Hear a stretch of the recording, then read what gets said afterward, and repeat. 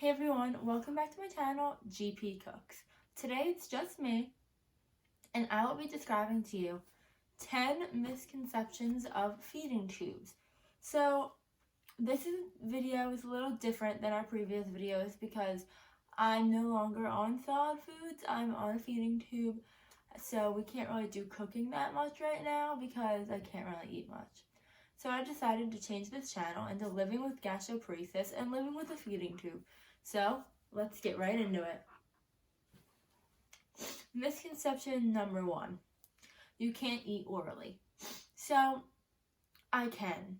And depending on your situation, everybody with the feeding tube is able to eat orally. It's their stomach that won't let them. It's their condition. It's not the feeding tube itself. So right now I'm only eating like ice cream bars and saltines orally, but some people can eat like a meal and some people can only have liquids. And the feeding tube, whether it's in your nose or in your stomach, does not prohibit food from entering your system. It's whether or not you can tolerate it from your condition. So your doctor will tell you if you're NPO or not. Number 2 is that some people think that you need to be underweight to receive a feeding tube, and that's not true. I am not underweight right now, and I just got my feeding tube last week. I was losing weight rapidly, but it's more based on symptoms. Like if you can't keep down food, and if you can't eat enough to keep your nutrition levels in your blood right, or if you're dizzy and fainting because you're not eating enough, it doesn't really matter if you're underweight. You can be overweight with a feeding tube. Like, it really doesn't have to do that much with the weight. However, my nutritionist does make my mom weigh me because to see how much formula I need, but you don't have to be underweight to receive a feeding tube. You can't do normal things. That's number 3. That is not true. I used to have a feeding tube in high school, and I went to school every day. I went half days just because my condition didn't allow me for full days, but I went half days to school. I did my homework. I'm still doing homework now. I went out with friends. I went to the mall. I went to the movies. You know, as long as you're comfortable enough, you can go out. And I'm probably getting my feeding tube changed to a GJ in my stomach once this coronavirus is over. And I'm actually hoping that it can help me dance. So I'm really excited to see if I can get on the dance ensemble next semester at school, even though I'll have a feeding tube, because it's not going to prevent me from doing things that I love. It's actually going to help. Because as abnormal as a feeding tube is, it helps your life get back to normal. I can't dance, and I haven't been cleared to dance for a really long time because my nutrition was just not there. But now that I have a feeding tube and I'm getting constant nutrition, I think it's going to be okay, and I might be able to dance even with the GJ. You have to be inpatient to receive a feeding tube. Wrong. Most people with feeding tube are outpatient. You get it while you're inpatient, or you can receive it outpatient. And it's hard to keep track of sometimes on your own, but it's way better than being in the hospital. Number 5, they're painful. This is a misconception, but it's also true in a way. So I've only ever had NG and NJ tubes. This is an NJ tube. So the NG tube didn't hurt going in, and it didn't hurt at all. The NJ did hurt going in because it took them a really long time to bypass my stomach and get into my intestine.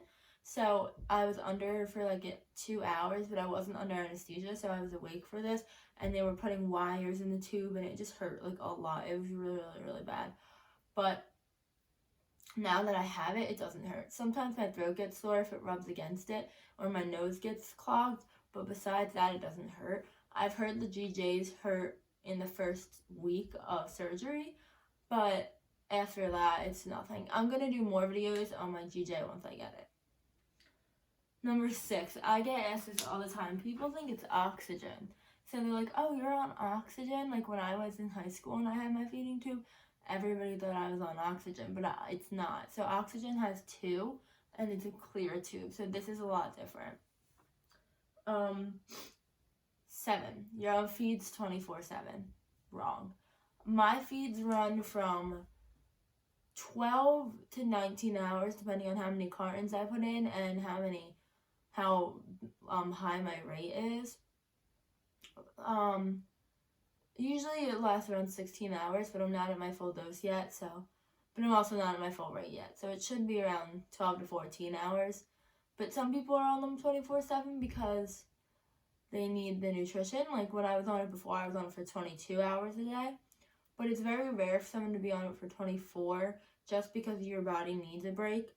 And like you can put fluids through it too during the day, but only feeds for a certain amount of time. And feeding tubes are really helpful because if you don't get enough liquids, you can just put like Pedialyte through your tube and that would like really help. But that's not like counted in like the amount of times you're on your feed for. Number 8, they're hard to take care of. This is sometimes true, but not really because you have to like change the dressing, you still have to shower, you still have to, put everything in the IV pole. I'm motioning to the IV pole where my phone is standing on so you can't see it, but you have to like fill the IV pole, you have to make sure you're doing everything right with the pump, the backpack, and everything is like sterile and you're flushing it when you should flush it. But once you get in the habit, it's like anything else. It just becomes part of your daily routine and it isn't hard. Number 9, you have to be at a certain age. This is false. So I've seen babies, like preemies with feeding tubes, and I've also seen geriatrics with feeding tubes. So some people think, oh, you're too young to have a feeding tube, when really there's people a lot younger than me with a feeding tube. And some people think that only like old people get them because they have Alzheimer's or diseases like that. But I have gastroparesis and I'm only 19 and I've had a feeding tube on and off since I was 16. And number 10, some people think that when you have a feeding tube, you are dying.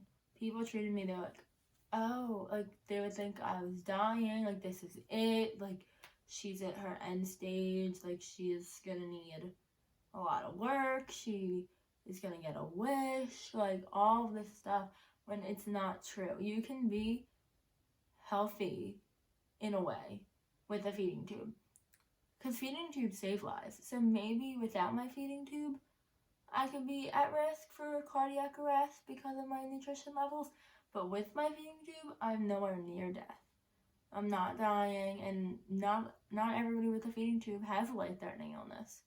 So those are all my misconceptions, and now I'm going to explain what my feeding tube is.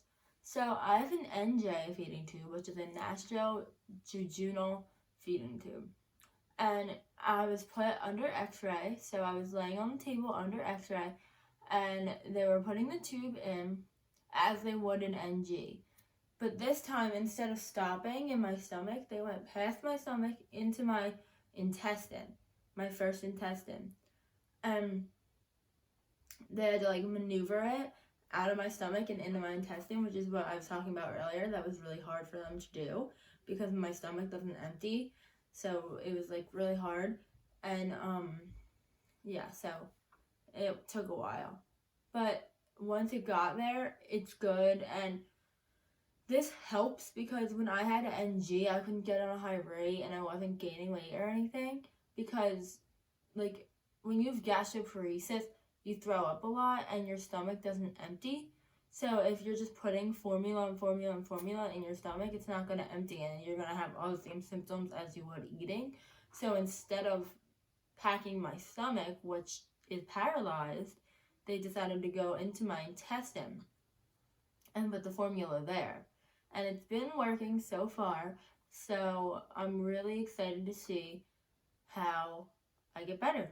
Yeah, so if you have any questions about feeding tubes or my tube or my gastroparesis, please comment down below. I'll be doing some more videos soon about everything you want to know. I might even do a Q&A if I get enough questions. So, yep, please like and subscribe.